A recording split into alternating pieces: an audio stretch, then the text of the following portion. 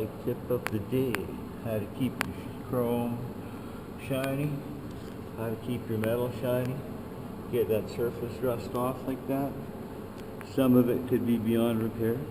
You could see what I've gotten so far and what it kind of looked like when I started.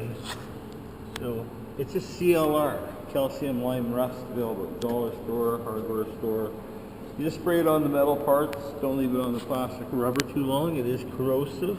Wear gloves or wash your hands immediately after. Great for getting all the grime and the surface rust off all your parts.